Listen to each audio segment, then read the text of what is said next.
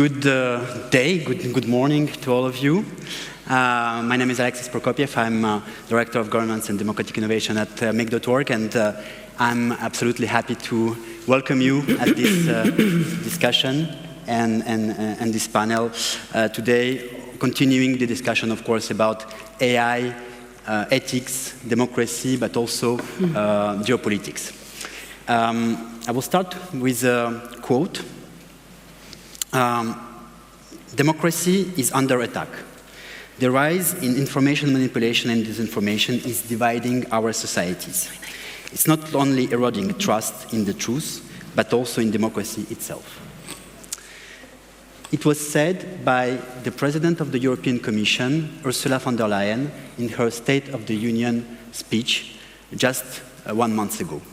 It shows how today the acceleration of tech innovation, and specifically, of course, the rise of AI, is impacting, really heavily impacting our societies, our institutions, our democracies.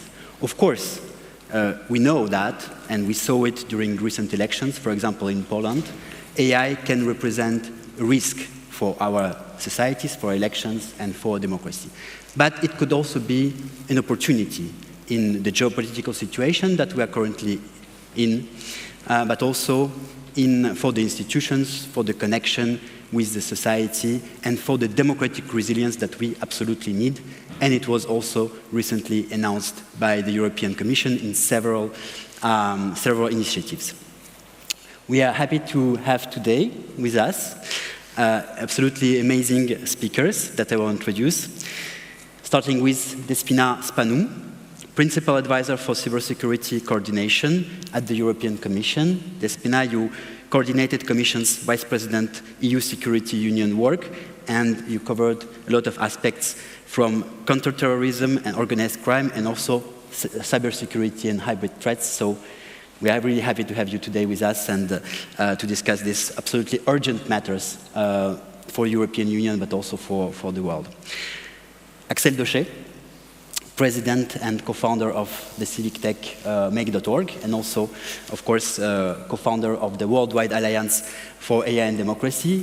We are the content partner today of this session, of course, and a specialist in citizen participation and also in democratic resilience. And Martyna Bildziukiewicz, Deputy Head of Division at the European External Action Service, and you're an expert in strategic communication and foreign information manipulation and interference. And Brando Benifei, member of the European Parliament, will join us maybe 2 minutes, in 2 minutes, but he will be here. Brando, I will introduce him. Brando Benifei, he's a member of the European Parliament, member of the S&D group, and he used to be also co-rapporteur of the AI Act, the European AI Act.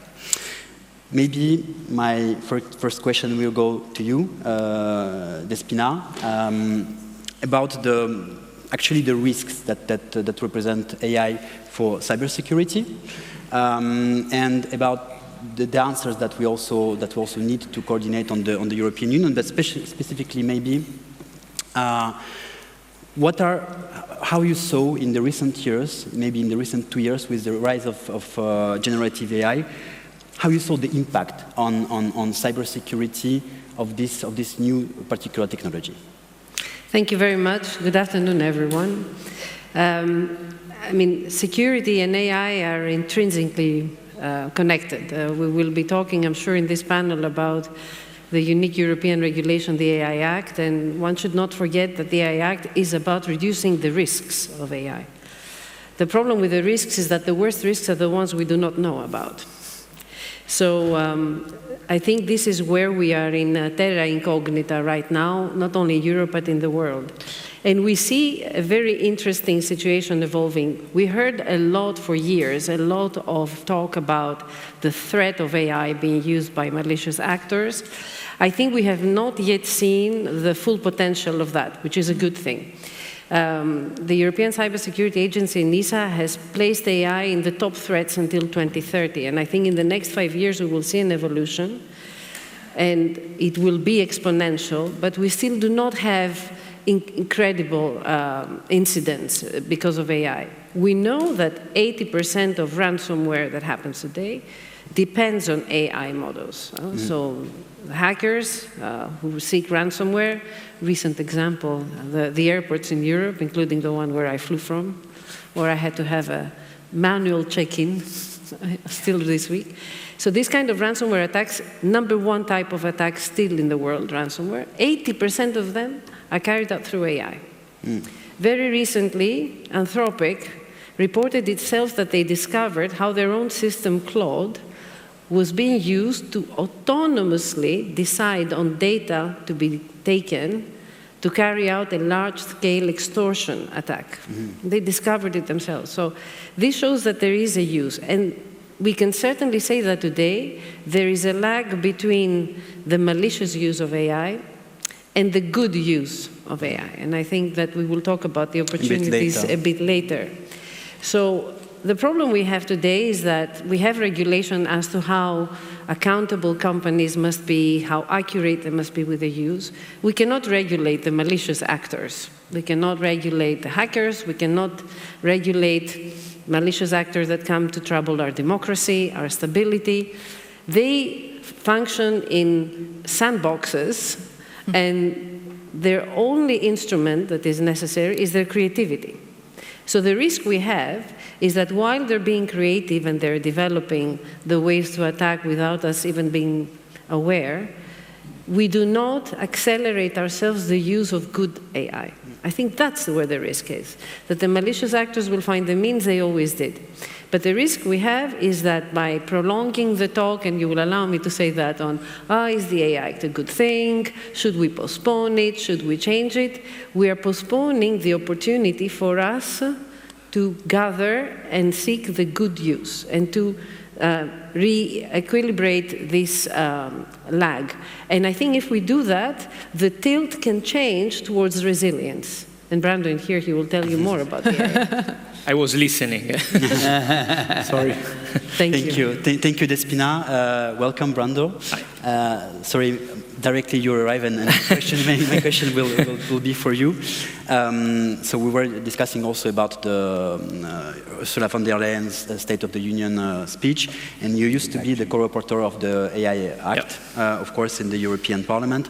Maybe we saw and we see, and we will discuss it also today, the rise of the attacks, the rise of the risks that generative AI can represent for our institutions and our democracy. Of course, the idea is also to discuss the solutions, and we will, as you said, Despina, the amazing opportunities that AI could represent to defend ourselves and to be more resilient.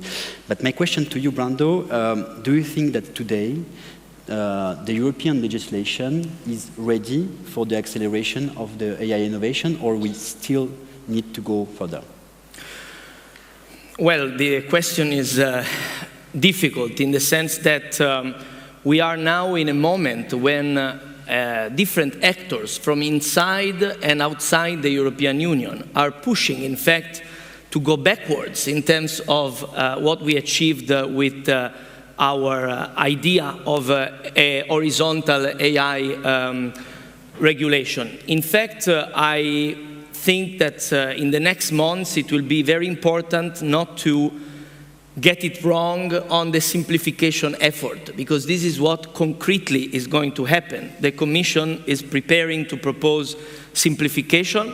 In my view, the biggest simplification is strengthening the European Union capability to implement its own laws. Because today we have fragmentation, we have uncertainty, we have attacks sometimes based on fake news about the act itself, like when it said that it goes against the research, which is not included in the scope of the act.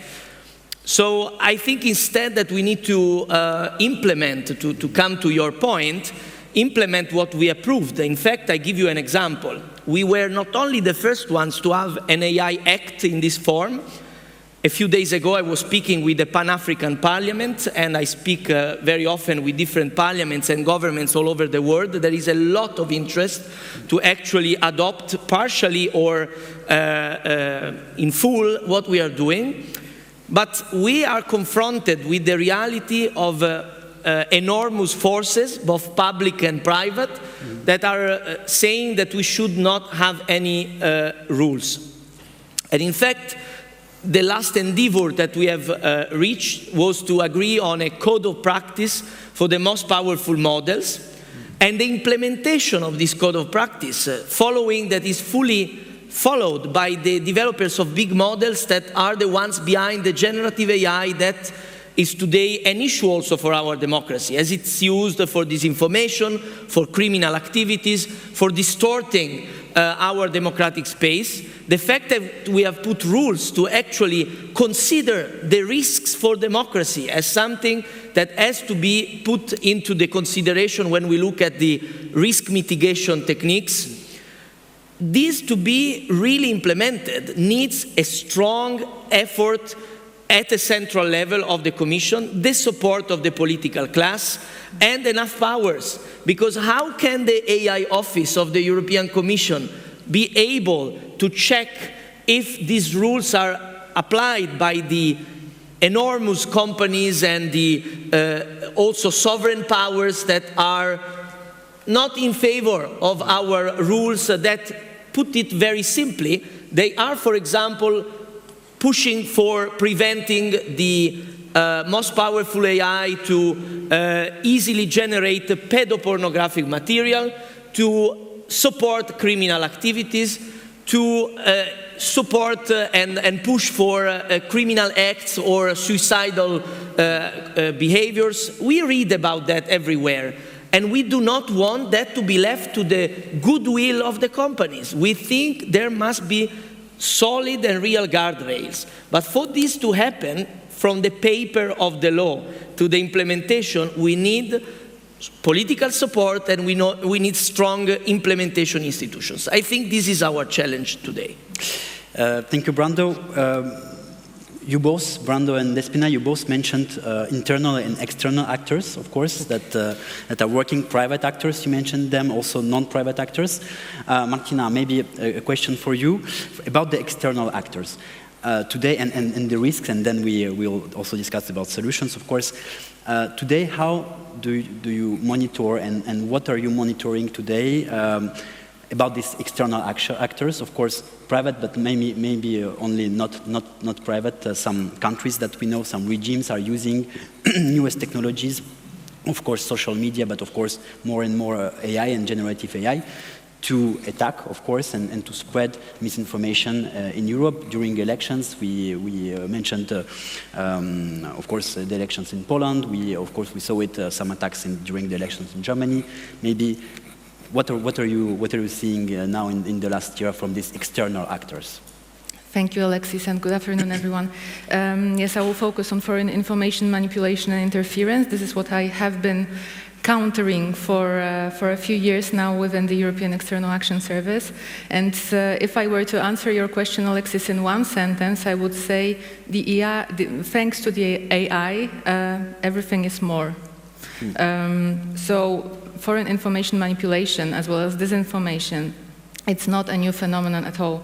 But what the AI does to this phenomenon is that it makes it bigger. It makes it spread much faster to many more different communities. It is making those threat actors able to push the content that they want, the manipulative content and disinformation to many more different people and being able to tailor this content to specific interests, specific needs, specific languages. I could probably write a book about this, and I could talk for hours about this. I will not, I promise, not right now. But I want to maybe highlight 3 fields that I think are essential as far as the AI meets FIMI phenomenon is concerned right now. So first of all, elections were mentioned. Polish elections in 2023 are one example, but we also saw some AI-generated content, manipulative content, pushed ahead of the elections to the European Parliament last year. And just very recently, ahead of elections in Moldova, I think the whole of Europe and a large part of the world was observing those quite closely, we saw ahead of those elections already a massive effort, especially from Russia, to manipulate the outcome and manipulate the public opinion.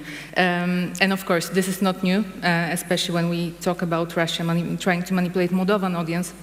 However, in these elections, what was much more prominent is exactly the use of AI. So we could see, for example, bots that were originating from Vietnam, of all places, trying to manipulate the public opinion. We saw many different ways in the information environment to push the narrative, especially one was prominent about how the elections are going to be rigged, how the result is not going to be legitimate. So there was already some preparing of ground to question the election results and then to encourage people to go and protest, for example, and to attack the institutions of Moldova. And content generated by AI, as well as techniques that were powered by AI, helped this kind of content spread much faster and much wider. So that's just one of the examples, and I think, yes, exactly as Despina said, we didn't see the worst part of it yet, most probably. To add to this gloomy picture, apart from the elections and different democratic processes that foreign information manipulation is targeting, what is also being targeted in a more general way is the public debate, especially that happening online on different social media, on different websites, discussion fora, and so on and so forth. And it really is a global phenomenon. And it suffices to look, for example, at the report that OpenAI published just a few months ago, how their own tools are being used to manipulate and disinform. So we had an example of content that was AI generated with help of OpenAI tools, and labeled as sponsored content, put in different Latin American websites that then the credible media were picking up because they thought it's just normal content that we can talk about. We saw comments being hijacked, comments under different articles, also with help of AI-based tools, that makes the debate go in one way or another. It's not a natural debate, and people get manipulated. We saw kind of the same playbook in Ghana as well, so a very different part of the world. From Latin America to Ghana to Europe, we also saw synthetic comments, AI-generated comments on different social media that look as if it's a real debate happening, whereas it is actually not. And this influences what we think, how we vote, what we choose to do or not. And I will just briefly maybe name a few other examples as far as techniques are concerned. Everybody is talking about deepfakes, of course, and this has been quite prominent also in Moldovan elections just recently. But you don't have to be as sophisticated as that. It suffices to do a synthetic voice, for example, as we saw of UN Secretary General just very recently, allegedly attacking Emmanuel Macron for controlling Reporters Without Borders. And of course, AI can be used to translate different texts in different languages very quickly and tailor-make the content to reach different audiences. My last point, absolutely essential, I think, when we are talking about the threat of AI and information manipulation, is that the AI is also being used by malicious actors as a tool to suppress independent voices and to harass people who have the courage to call out the governments, the politicians, and just, speak truth to power. We saw examples of journalists being harassed, being attacked with deepfakes of themselves. And this is also a way to not only to manipulate the public opinion, but also to silence independent voices, which is really something to look out for. So, as we see with this technological acceleration that represents AI, as you said, everything is more, and we see that it's a worldwide phenomenon and impacting not only institutions, but also not only elections, but also journalists and civil society. Axel, you work for several years now in citizen participation and massive citizen engagement, and as you told us yesterday, you launched this year the Worldwide Alliance for AI and Democracy, uniting many actors all over the world, not only innovators, not only private companies, but also NGOs and academia, and you're also working on research. Maybe we can move a bit on why. Maybe you can explain a bit more in details why you think this is really important to launch this alliance and to improve this alliance today. And also maybe you can tell us a bit more on the research programs that are needed today to improve the use of AI in favor of democracy. So first of all, about the bad side, we talk about regulation, cyber risk, and disinformation war. I will take the position of the citizen. The critical risk for citizen is the end of free will. Free will has been a long time dilemma.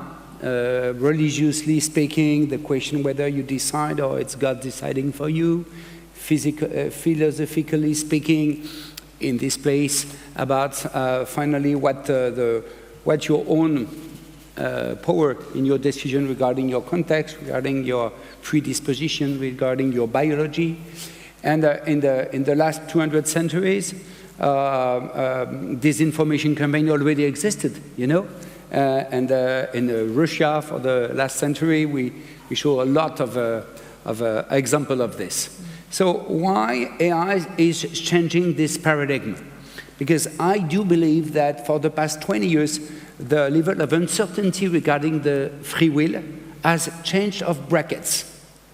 The first step of this change of brackets has been the rise of the social networks, which definitely offer not only tools for malicious use of technology for disinformation war, but also have built the bubbles that now everybody knows and what start to fragmenting the ability of everyone to have his own opinion. Mm-hmm. Then come AI. AI as a tool to industrialize disinformation. Then come a next step, which is the over-concentration of the power on AI. I mean, which a lot to do with the AI Act, which is the fact that big tech has now a power, and we saw in Germany with Elon Musk not so far away, the ability to the people who run those companies to become significant actors acting on the free will of the people. And the last step is AGI. What will become our free will in the AGI world? And I made a prompt, which is Mr. AI, just imagine that AGI has conquered the world. Why do we need democracy? And ChatGPT answered, we don't need it. And he said, oh, maybe we could use it for educational purpose. I think the level of cynicism is pretty big, but it shows that finally, on top of the malicious usage in the new socio-political world of AI, there is an undermining risk, which is the one on the free will itself. Now the good side, if you want me to pursue on that direction, Alexis, yes. Which is everything that AI can contribute. And definitely AI can contribute fighting against AI things, and that's easy to know. It's the story of the shield against the sword. Okay, you get it. Okay. But there are some specific benefits coming with AI if it's used properly. And I will quote 4. The first one is disintermediation of the complexity of the world. We are in a world more and more complex, and everyone in this room and everyone in the world feel in the deep of ourselves that everything is now so dependent from one to each other that finally we are lost. We are lost into an understanding, and we are lost into a trust of our ability to understand. AI offers the ability to put the complexity of the world at the level of every citizen, in his language and in his level of knowledge. And I can do it into a kind of what we do for the Belgian parliament, where we give access to all the debate in the parliament through AI and offer an easy understanding of what's going on in the parliament. That's a simple things. A lot to do also with the environmental crisis and everything. Everything now is being accessible, not making you an expert, but give you confidence in the fact you can act on it. The second benefit is language, translation. Now you can discuss with people from every other language. And there is common grounds, new scope of common grounds that you can catch that maybe is outside of your own geography, but is changing everything. Of course, in Europe, it's a fantastic good news with 24 languages, but it's true all over the world. So second benefit is the ability to organize collaboration and conversation outside of your language barrier. The third one is the ability to anyone to contribute as much as they can. For the past 10 years, we have been rolling out some participatory campaigns all over the world, and we catch what the people are ready to give you. You know, we ask a question to reduce violence to women, and you have some people answering the question. And now with AI, we can help the citizen to go as far as he can into the contribution. When he is proposing a solution, you can say, okay, do you mean that? Or an alternative solution, can you comment on it? And you help anyone to feel confident to maximize his power of contribution, which is a fantastic good news. And the last one, and not the least, is the reach. As when you do participatory democracy, usually, averagely, it's 0.1% of the population who participate. It means always the same people. It means people not representative. With AI use, you can now get up to 20% of the population who are participating, and including the non-engaged people. So it's also a way to reconciliate institutional process with it.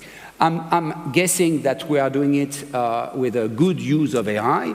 I'm guessing that AI is not purposely designed, and we worked also into reducing the bias of the LLMs to make it properly used. But definitely, I love what you said. Our main risk is not to... It's rare for the Commission to hear that. So.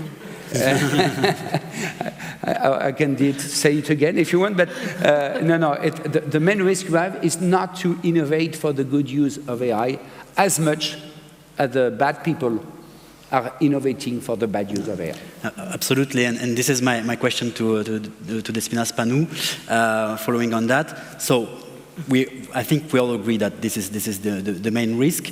In terms of cybersecurity and what European Union is currently doing, not only to counter the attacks, because for once I have the impression, and maybe all of you also, that cybersecurity attacks and cybersecurity risks are all around us, and it's in the media, actually. It's a subject of discussion between citizens because we are worried. We see cybersecurity attacks cyber attacks on airports. We can see cyber attacks on hospitals. We can see cyber attacks on institutions. We can see cyber attacks. Maybe it's not a cyber attack. You can tell it on the plane of the president of the Commission in Bulgaria. How we can use also the power of AI and the power of newest technologies and innovation, how the European Union can use not only to counter it, but also to be more resilient to this kind of attacks. Indeed, the AI technology is an opportunity, like all new technologies that will come that ensure security or privacy. And there is one area where AI can be fundamental, a game changer, and that's in threat detection. Because we can use AI systems, AI technology to detect threats much faster than we do today. And with the processing of data through all our gigafactories, et cetera, even more, because the more data you have, the better threats, the better threat detection you can have. We can use it for vulnerability scanning. We are investing a lot in Europe on threat detection by bringing people together, because the more people detect threats, the more threats you cover. So in the Cybersecurity Solidarity Act, we decided to create a cybersecurity alert system that will alert based on information that is received in one end of Europe, everybody, and that will be completely AI-driven. The same for the cyber hubs. We're creating cyber hubs between different countries, as many member states as possible, to create hubs of regions where they will collectively also detect threats using AI systems that we are also financing. We're investing a lot. And here comes the geopolitical element, because this panel is also about geopolitics. I think threat detection using AI can become also a point of collaboration across the world, of the like-minded, of the goodwill. It is time that the goodwill get together against the bad will ones. And today this is more relevant than ever. And I think AI technology for threat detection can be a very practical way of creating such a collaboration. Of course, to do that, you need systems that have been scrutinized as high-risk systems under the AI Act. And this is where you're absolutely right. The implementation of the legislation is urgent. Because all this is nice to say, but people do not realize the power of a little AI software system. Look at the simple software system and what it did to an airport, just a third-party supplier, simple software system. So you need also the scrutiny of what you put in the system, because today cyber defense will also depend on AI. Drone defense will depend on AI. So you need also the scrutiny of the systems to make sure they're there. There's one more area I'd like to address, though, where AI can be fundamentally important, and that's in the area of skills. Yesterday, I attended a conference here in Athens of the Women for Cyber Foundation, where we work hard to bring more people in the area of cybersecurity. We're missing 300,000 people in Europe today. AI can fill a lot of these jobs. We will have to be smart and very strategic. It will help people who are on burnouts, because people who work on security are suffering. So it will help them through systems, again, systems that have been subjected to the scrutiny of the legislation. So I think there on skills it is also a great potential, let's put it this way. And finally, AI in tech, more generally, will serve security. So we should not only talk about the cybersecurity attacks and how AI can help through the vulnerability scanning or threat detection. It is also about AI helping with the design of all systems, and that's where we will become more resilient, to answer your question. And this is how we designed the AI Act, and this is the whole concept of how we should be dealing with any technology. We did that even with 5G, and we will have to do that with quantum. It has to be safe AI embedded in all products so that it offers us the security by design. So, yeah, faster detection, more analysis, sharing the information, and safer AI. Martyna, maybe about the FIMI aspect. So you described very well, and we discussed, of course, the risks and the attacks and the acceleration, of course. How can we use AI technologies maybe also to detect misinformation and to detect interference, but maybe also to make our society once again more resilient, maybe to improve media literacy? What solutions can you see in this field? I'm glad to say that, well, first of all, that we're talking about solutions, because I think really this is the essential part of this discussion, not to focus so much on the challenges at hand, which are of course huge, but we actually have solutions in place. Secondly, I'm glad because some of this work is already happening. So when it comes to incident detection, we have both within European institutions some tools that are also AI-powered that help us see a bigger chunk, if you like, of the information environment and understand what is going on there. But we've been smart enough for years now to also rely on civil society for this kind of work. So we also do a lot of capacity building efforts so that journalists, fact checkers, different civil society organizations have the ability to use tools, different tools, including AI-powered tools, to understand the information environment, to detect and to analyze. But all of this is just about observing the situation, which is, of course, crucial, but the real deal is in acting on this kind of information. And here, AI can also be quite helpful. It can be helpful for us to be much more present in global discussions, in the information environment, but also, in conversations with our partners. It can help us understand our interlocutors better. We now have access to different kinds of information that, a few years ago we would need to rely, for example, on one person working locally in one of our EU delegations somewhere in a distant part of the world, translating something for us. So that would take, days, if not more. Now, it just takes minutes. We are able to be much more present in the information space with our own narrative, because I also think this whole discussion about information manipulation and the threats is way too much focused on how we react to different things. We need to react, that's obvious, but we don't talk enough about the EU or our partners as well, and I absolutely subscribe to what Despina was saying about working with different partners, the like-minded. So we are not talking enough about being there together in the information space with our own message, with our own offer, because we do have a lot to offer, and especially in this geopolitical context, we are the reliable partner. The EU is, we are still there. Of course, we can't save the world just like that, but we do try in different areas. And I think also the fact that we have all this data, and that the fact that we have all this data really makes us not having any excuses anymore to engage with citizens, because we have tools to actually analyze feedback. If it's from 0.1% or more, it should count, and we have tools to analyze all this information to also, for example, attribute malign actors, do the attribution, so call out those actors together also, not only within the EU, but also with our partners, and say, we have proof that you're doing this, now we call you out, now we can put sanctions on different actors, for example, and we have different policy tools, to make this happen. So yes, all in all, I'm quite hopeful as to the use of AI tools by the EU. That said, I don't think this is a silver bullet. It has to be part of a wider strategy of dealing with those problems. And we still have some minutes. About this strategy and all the solutions that were mentioned, we have now maybe the chance in Europe to have some champions working on AI, of course, on the countering disinformation, countering cyber attacks, improving citizen participation, improving the connection between institutions and citizens, of course.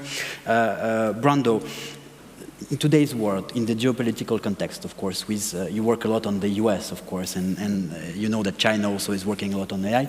How can we ensure that in 2 years, in 3 years, in 5 years, Europe is still improving and innovating in AI and maybe becoming even more, taking more leadership in the worldwide situation?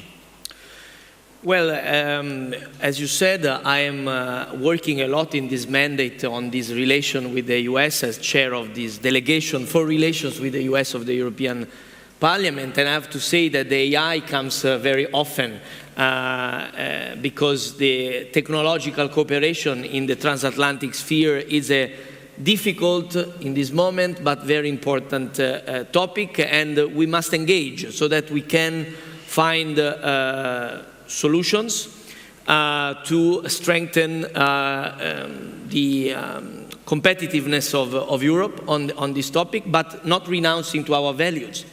But to do this, we need stronger unity of the European Union, maybe an avant-garde of certain member states to actually work together more strongly, and to develop common plans for computational capacities, to integrate more our financial markets. So, to be frank, the evolution that I hope for, and you know that there was the Draghi report, a lot of discussion about how we can transform the European democracy in various senses. I think that the evolution of the European democracy is strongly linked to the possibility of becoming an AI champion at the world level. With our values, with our principles, with our approach to AI that was discussed, that it's human-centric, that is very careful to empower democracy and not damage it through AI. We heard examples, but we can see already a lot of examples of AI instruments to strengthen democratic participation, and we need to support them. But I don't see still the critical mass that is needed. And I think we should also be bold, if I may add one last thing, picking up from something I heard from the other speakers, especially from Axel speaking about the AGI. I think that we should have the courage to say that until the AGI can be developed in a safe and controllable way for humans, it should not be an objective for the development, but rather something we study, not something that is foreseen as an achievement that we might lose control on. And instead, we should focus on AI for the common good, which can be extremely helpful. I'm an optimist on the future of the use of AI for our democracies, but for that to be real and not to end up in the wrong direction, we need rules, we need strong civil society engagement, we need strong debates like the ones that we are doing in these days. And Axel, maybe for the final words of this conference, from the point of view, of course, of the innovators, but also from the point of view of the research and the link with the civil society. Recently, we discussed about that. So recently, Ursula von der Leyen also announced that the reinforcement of the European Democracy Shield, the creation of the new Center for European Democratic Resilience. What do you think can be expected, and what do you expect also from the institutions and Europe in this context of the competition, but also in the context of the need of innovation and research to answer to all these challenges that we mentioned today? At the AI Action Summit in Paris in February, we were working with the French presidency into the organization of the AI Action Summit. And we realized at this time that there were 5 tracks, including environment, jobs, governance of AI, but none tracks about the impact on AI on public governance. And this is how we convinced them to launch a track about AI of democracy. But it's very symptomatic. The question is, everybody is looking at something external to their environment, to be regulated, to be thing and so on. But now AI is part of us. And this is why we launched the AI on Democracy Alliance, because we believe there is a need for a particular accelerator. There are innovators everywhere regarding who wants the good use of AI. Research centers everywhere and so on. And we were overwhelmed by the number of people who say, okay, I want to be in. So the Alliance is not running initiatives, just accelerating and getting synergy between this. And I'm very incredibly optimistic about the global cooperation for the good use of AI into democracy. But finally, when I'm thinking about it, I think we are looking about AI and democracy as a governance question, as a government to innovators, innovators to governance question, regulation, governance to government with the war and so on. And every time we are looking at those, it's becoming the question of the shield and the sword. Because we need to use it, but the good use is fighting the bad use. We have a secret weapon that nobody else has. This is the citizens. You can imagine the government to be weaker than a tech company, but no one will be weaker than the collaboration of citizens themselves. And finally, there is maybe another fight, which is the fight between collaborative intelligence and artificial intelligence.